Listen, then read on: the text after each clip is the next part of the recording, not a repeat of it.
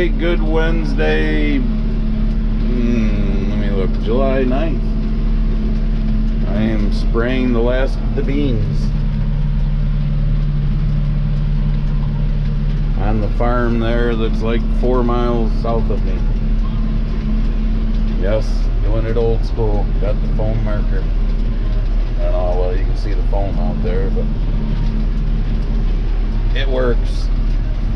I've always been fairly decent at it, so beans don't look half bad down here.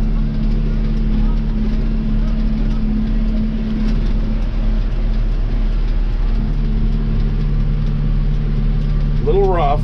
We could have stood to fit it one more time, but obviously we were in a hurry this spring. I don't remember when these were planted. I don't really feel like grabbing my book out of the little cubby hole here and looking at the moment, but I think it was June, don't quote me, June 6th or June 7th these were planted. Something like that. Like I said, not half bad, little spotty here and there, but that was the year we had. All right, Thursday, June 10th. I'm debating whether I want to go over there because it's hot and humid and rinse the sprayer out and whatnot, you know, get it clean. I'm not pressure washing it and cleaning it and running the either whatever's cheaper this year, RV antifreeze, or, you know, like over there, windshield wiper fluid, but the stuff that's minus 25 to minus 30 like that is, to winterize it, because I'm not putting it away just yet, because I'm going to wait a few weeks at least to make sure I don't have any respray I got to do on beans. I mean, obviously there'll be zero respray on corn because it's all canopied. And I swear to God, since today's the 10th, since the last video when I filmed on the 5th behind my house and showed you how tall the corn was, I swear to God, the corn's grown 6 inches in the last 5 days. I mean, it's growing a lot with the heat and humidity that we've had. You can probably still tell, like I said, that little gravelly clay knob right there doesn't look quite as good. A little different colored. Obviously, you can tell up on the hill between the two fields where that little rise is, there was a wet spot that, yeah, again, I planted through it, but it didn't grow. Oh, I better not do this. Wipe my mouth, wipe the sweat off my mouth with my shirt, because me says that's what you teach 3-year-olds not to do, or you teach kids when they're 3 not to do that. Yeah, me got upset with me. I hurt his feelings apparently when I said, when I pushed on his icon, it didn't look like he's missed a meal after whatever it was a few videos ago, when he basically said we don't need dairy farmers because humans were not made to consume, you know, dairy milk from cows. That's how he put it.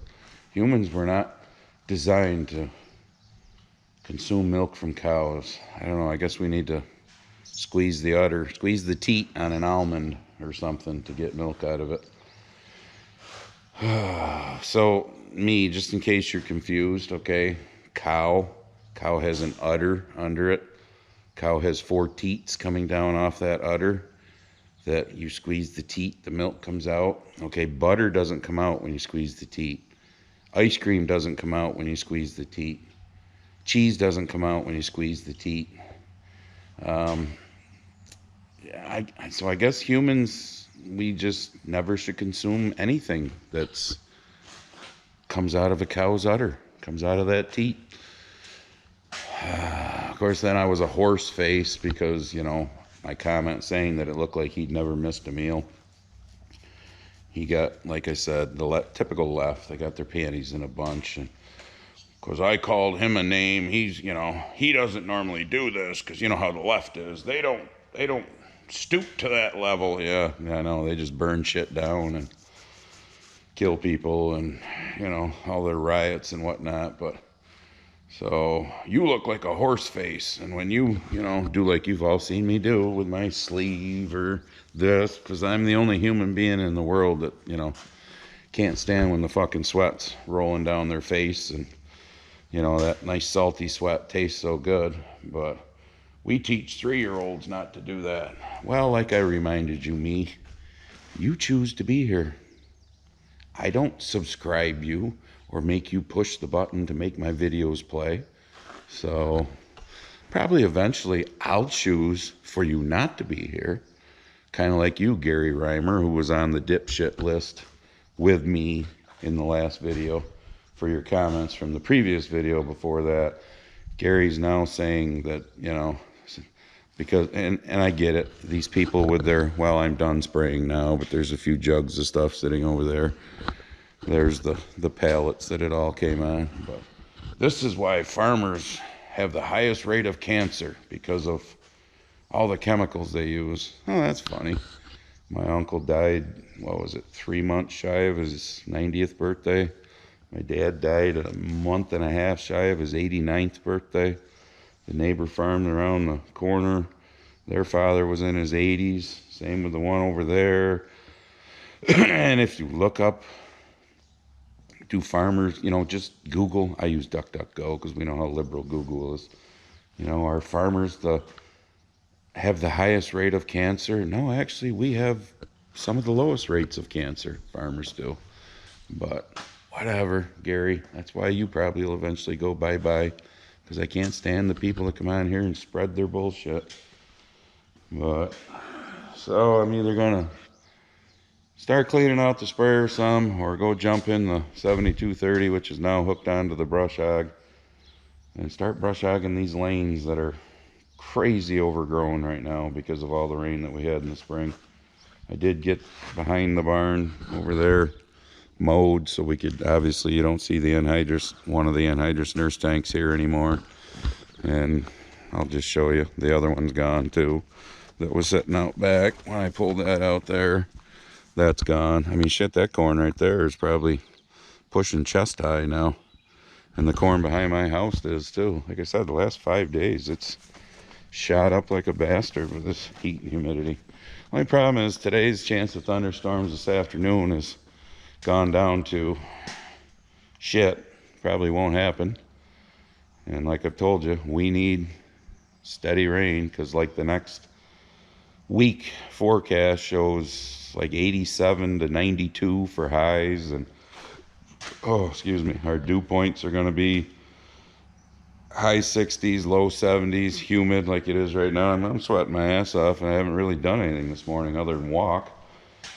So yeah, it's warm. So, but I could go for an ice cream, but we're not made to consume dairy products from a cow. I don't know. Is there almond ice cream? Can we milk that almond to make ice cream? I don't know. Oh yeah, there was one other thing that me said to me that I found funny. Because you know how a couple videos ago I titled it "So Retarded" or something like that. I don't know. I could get my phone out and go look, but I can't remember the exact title. But it was something like that. It had the word retarded in it. So me went on telling me what a horrible person I am because I'm so cruel and disrespectful to the mentally ill. Okay. So when I call somebody like me or Gary Reimer, however the fuck you pronounce your name, a dipshit, moron, retard, like you are, I'm being disrespectful and cruel to the mentally ill.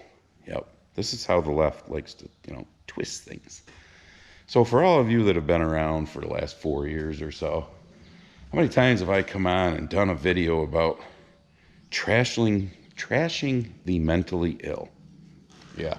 Other than the left, who seems to be very mentally ill, thinking that, men can get pregnant, thinking it's okay to, butcher young people's bodies to affirm their mental illness, that they want to be something that they never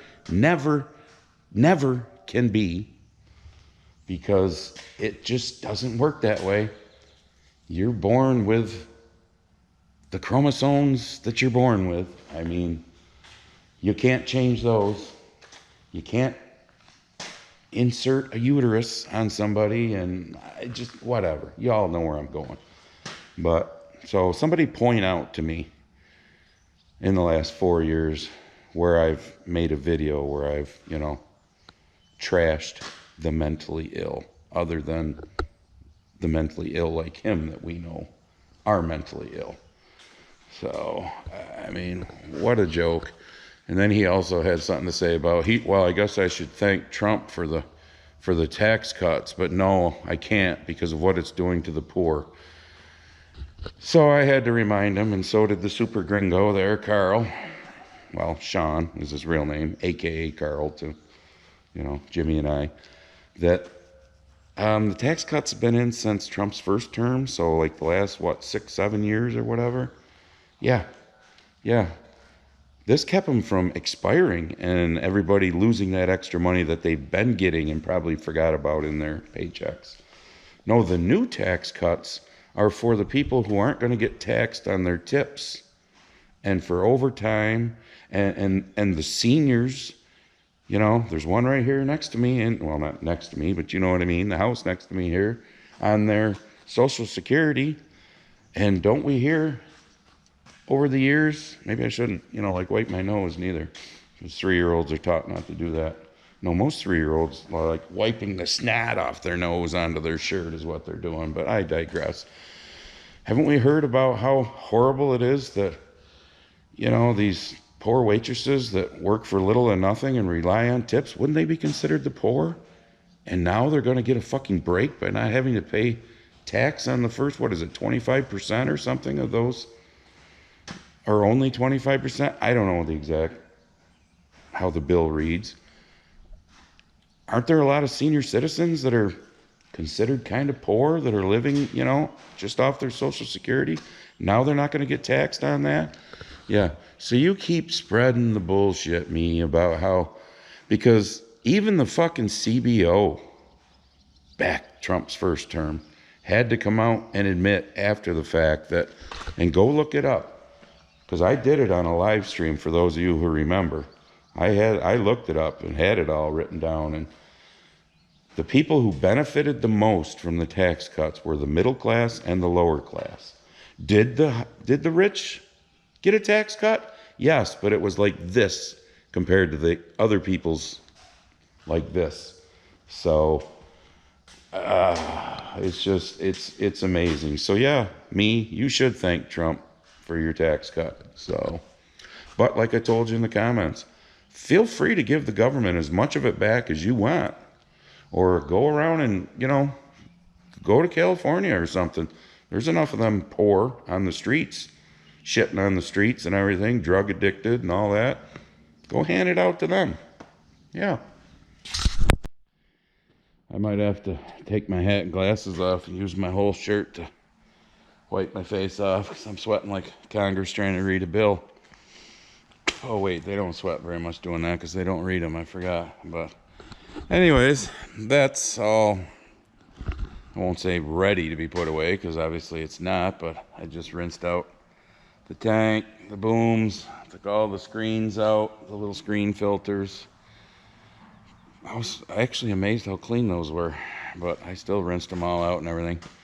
It's a little after 11. I might jump in the brush hog and do the laneways out back here behind the shop and whatnot before lunch, but I'm not going to do all the way up back.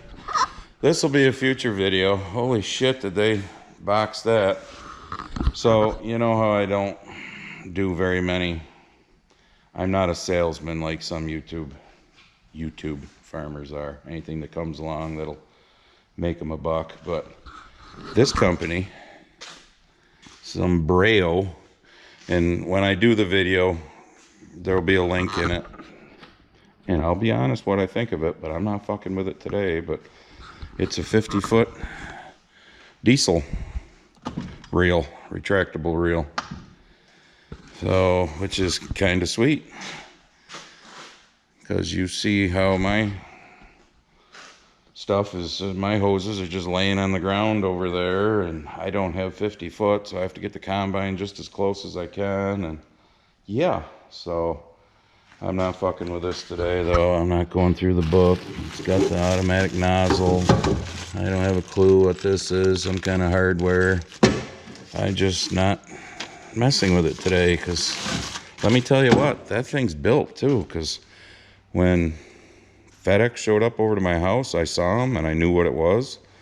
I went over to throw it in the back of the Gator. Yeah, I'm glad I took the Gator and not the truck, because that sumbitch was heavy getting it up in there. So, like I said, that's a future video.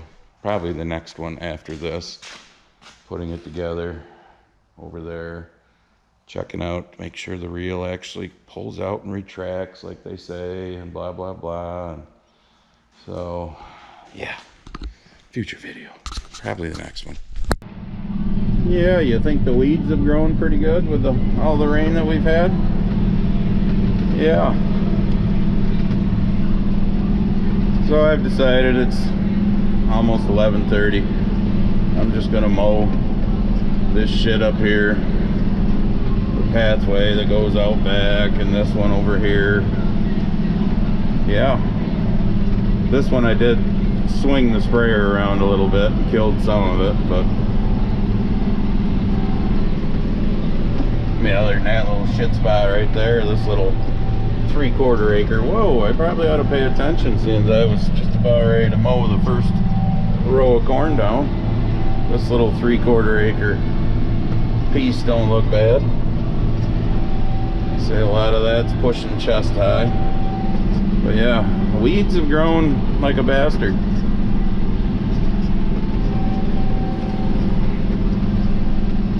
Time to get them down. Looks to me like somebody, it wasn't me, went up through here with a Gator, or maybe it was my brother, and all the way around. The trail goes over to 176 over to his house. Oh, did you see that little fawn? Oh, I hope there's no more when I can't see you bastards in these tall weeds. Yes, I'm a deer hunter, but I still don't like never did like whacking a little deer, a fawn, when I was a dairy farmer and would mow hay. It was kind of depressing. Alright, so we're mowing this laneway up by the clusterfuck field, as I called it. I think you could definitely say that now on July 10th is above knee high when you get out into it. Here on the headland, it's pushing it, but out in there, I almost think some of that's starting to get towards waist high. This was some of the last beans I sprayed, this other half of the field, actually yesterday. Yeah, I know, you weren't with me for this neither, I don't think. I don't know, the beans kind of look like they're just sitting still. The weeds are starting to curl already. But I don't know. I think the corn is coming on a lot faster than what the beans are. This was standing water, so that's why some of those beans have drowned out. There was a patch of mare's tail that's curling up and looking like limp dick right now, so, but I don't know. I'm hoping in the next week, 10 days, the beans start perking up and looking better, or getting taller and, you know, going, I guess is the way to put it. Oh yeah, I don't know if I mentioned this earlier in the video. If I did, oh well, I'm gonna mention it again.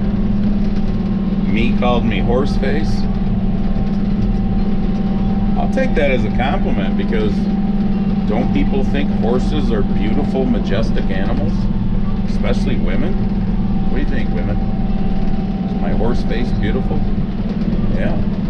Just call me Horseface. Am I a stallion?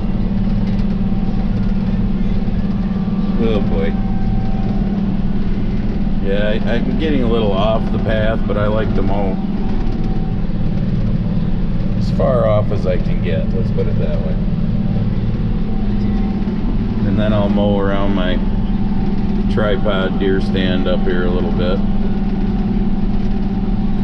Yeah, the spot where we used to pile shit in the summer times when we had cows. Yeah, shit, you don't even need to fertilize that. Yeah. That'll grow like a son of a bitch right there. There's my tripod. I know, this is a really exciting video, isn't it? Oh well, deal with it. Okay, I'm done mowing that back pathway. I don't know, the sky's starting to look a little like maybe those chances of thunderstorms we were supposed to get that now don't look like we're going to get. We might actually get. There was a lot of gets in there. So here's your one more thing, because I'm just going to, you know, we don't need 25-minute long videos. So last 2 years I've gotten my chemicals for spraying through a different company that I've been more than happy with. For Finger Lakes, by the way, is the name of it. But for years I got it through Helena. Well, I get this email every day from this Jody Lawrence from the Helena company, he's a trader. He's a market analyst, market expert. So I'm going to read you this one. So I might not read the whole thing because it's long, but well, maybe I will. A cooler late July and early August U.S. forecast and soy grain spread unwinding sent beans to losses. Yeah, beans have crashed lately, while the grains were mostly flat. Trade news was non-existent, with no promising rumors about U.S.-China meetings or any flash sales, although Thursday's CONAB updates and Friday's USDA report, CONAB is South America's USDA for you non-farmers, may have some fresh news. The reports are historically dull, with only 16 trading sessions until the new tariffs take effect. The windows for major trade deals are closing quickly. Basically, all of his emails are doom and gloom why our grain prices suck. News and notes. U.S. weather forecast turn cooler over the next 10 to 14 days it's amazing, for a near ideal temperature profile for the fattest part of pollination. All of a sudden, we're going to go from hotter than Satan's balls to being cool right during pollination. Just more of the perfect planting or perfect pollination conditions. Here's the part that I like. Heavy upcoming rains in the western Corn Belt and eastern Corn Belt could become a yield drag, but that will not be known for months. Okay, I'm not going to continue to read the rest. Well, I'll read a little bit more. The industry estimates for Friday's July USDA update are on page 2 and show the average guesses for what should be a very ho-hum report, going so shortly after the June 30th stocks and acreage. This rarely is too exciting. The big report will be the August USDA estimate, which will update U.S. acreage. Update them? That's funny. On June 30th, the USDA came out and gave us the acreage. But yet, the date that farmers had to go to their FSA office and certify their acreage, in other words, show what we planted, was July 15th. And a lot of farmers hadn't done it by June 30th. But yet, June 30th, USDA told us what our acreage was. But anyways, I'm going to back up just a minute and reread this one. Heavy upcoming rains in the western Corn Belt and eastern Corn Belt could become a yield drag, but that will not be known for months.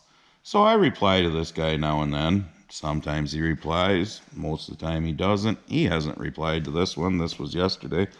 I said, funny how you say the heavy rains could be a yield drag, but won't be known for months. But shit, we've known since March that we're going to have a record yield because the USDA and all of the so-called experts like him, I put that in quotes too, so I'm giving you the air quotes, have been saying it. It's a fucking joke. That was my email back to him. Because for you non-farmers, that's the way it goes. I mean, before the seed is out of the bag, let alone in the ground, they're telling us what our yields are. It's like last year, 2024, was going to be the first year corn ever yielded nationally over 180 bushel the acre. I think they had it at like 183. Then all of a sudden they had to 4, 5, 6 months later go, oops, no, looks like it was 4 bushels less than that. I actually think it was less than that, because right now we are at the tightest stocks we've been at, stocks being ending stocks for corn and soybeans, in years. But this trade is trading off of this year's crop, that shit over there that hasn't even got there yet, that's still got all of August and September, well, more than half of July also to make it.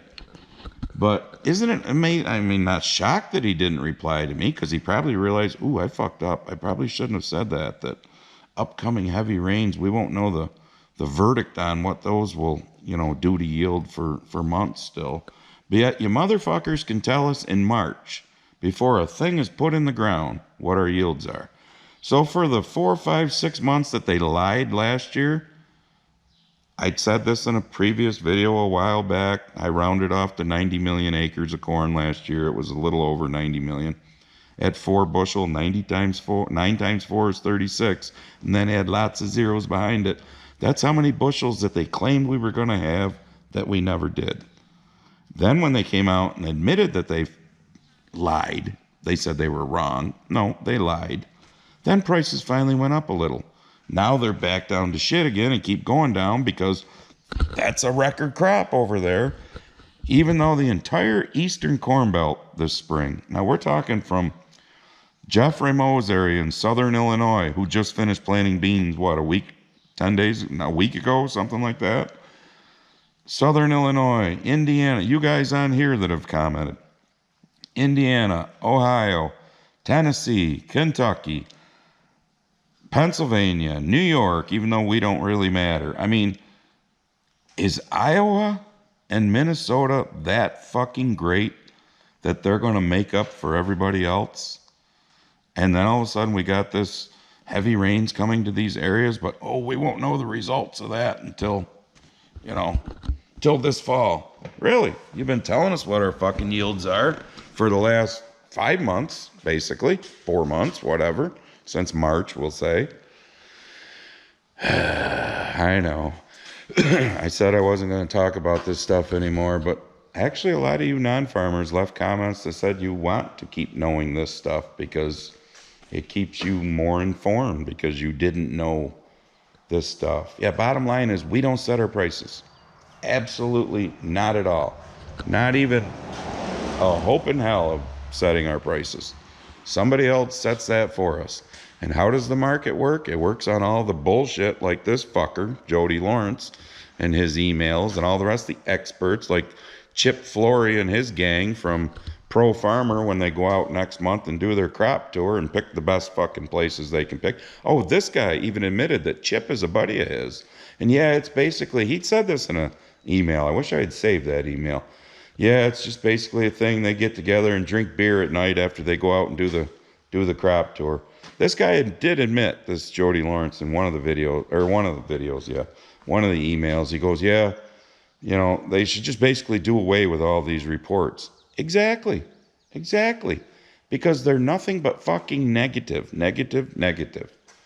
I mean, how do you fucking predict something that has to grow for 5 months before it even materializes?